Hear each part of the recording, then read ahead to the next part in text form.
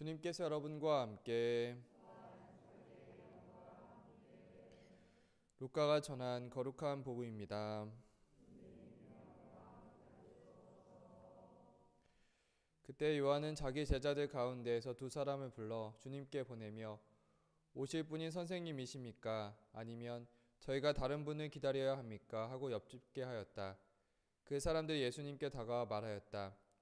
세례자 요한이 저희를 보내어 오실 분이 선생님이십니까? 아니면 저희가 다른 분을 기다려야 합니까? 하고 여쭈어 보라고 하셨습니다. 그때 예수님께서는 질병과 병고와 악령에 시달리는 많은 사람을 고쳐주시고 또 많은 눈먼 이를 볼 수 있게 해주셨다. 예수님께서 그들에게 대답하셨다.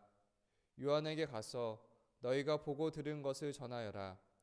눈먼 이들이 보고 다리 저는 이들이 제대로 걸으며 나병 환자들이 깨끗해지고 귀먹은 이들이 들으며 죽은 이들이 되살아나고 가난한 이들이 복음을 듣는다. 나에게 의심을 품지 않는 이는 행복하다. 주님의 말씀입니다.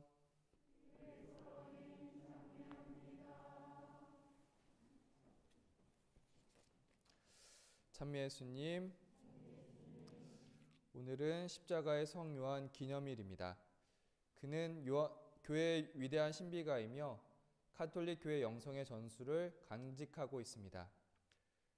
요한은 자신의 체험을 바탕으로 쓴 가르멜의 산길, 어두운 밤, 영혼의 노래, 사랑의 삶 불꽃 등을 우리에게 전해주었습니다.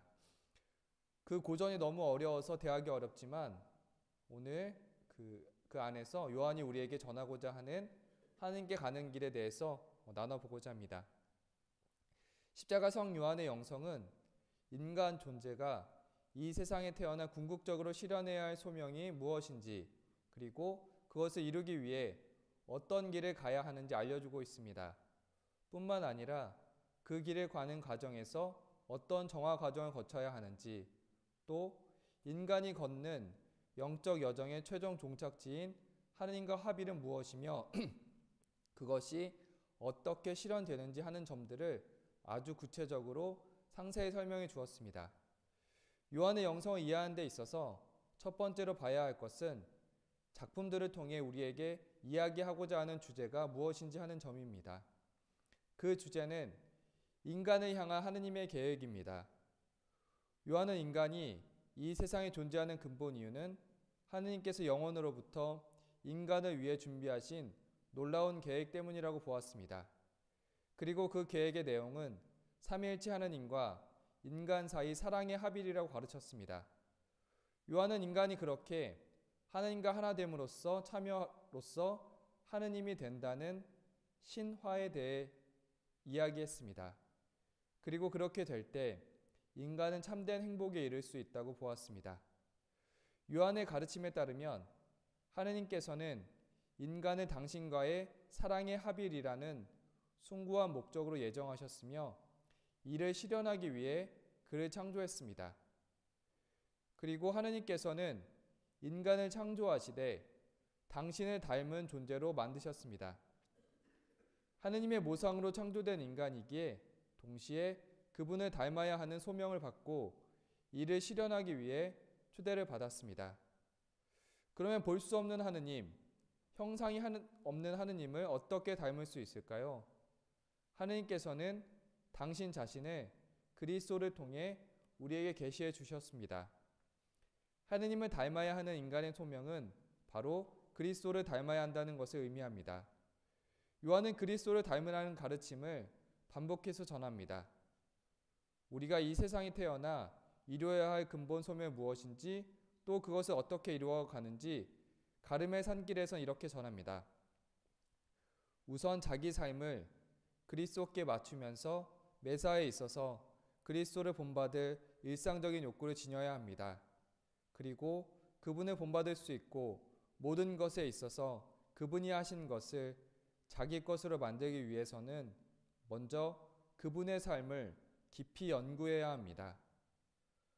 요한은 하느님과의 사랑의 합의를 쉽게 설명하면서 이승에서의 우리의 삶이 하느님과 연애하는 시간이라고 설명했습니다. 하느님과 연애를 잘하고 그분과의 사랑을 완성하려면 그 사랑이 방해받지 않도록 가지치기를 해야 한다고 보았습니다. 요한은 이 사랑의 가지치기 작업을 정화라고 말했습니다.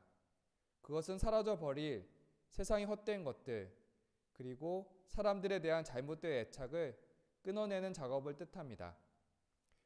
애착에 사로잡혀 있는 당사자에게는 많은 아픔이 동반될 수밖에 없고, 머리로는 이해하지만 심정적으로는 전혀 납득이 가지 않는 것이기도 합니다. 그래서 요한은 그런 뉘앙스를 담아서 어두운 밤이라는 상징적인 언어로 표현했습니다. 쉽게 말해 어두운 밤은 초자연적인 사랑나무가 잘 자랄 수 있도록 가지치기를 하는 것이자, 주님과 나 사이에 사랑의 순도를 높이기 위해 사랑의 에너지를 정련하는 시간이라고 할 수 있습니다. 그래서 우리의 사랑 에너지가 다른 데 새어나감 없이 하나의 커다란 힘으로 모아져서 혼신을 다해 하느님을 사랑하고, 그럼으로써 그분과 완전히 일치할 수 있게 해주는 작업, 그것이 바로 정화입니다. 요한은 이 정화에 대해 설명하면서 그것이 얼마나 중요한지 자주 강조했습니다. 예를 들어 새가 노끈으로 지상에 묶여있는 한 그 끈이 아무리 가늘다 하더라도 새는 결코 하늘로 날아갈 수 없습니다.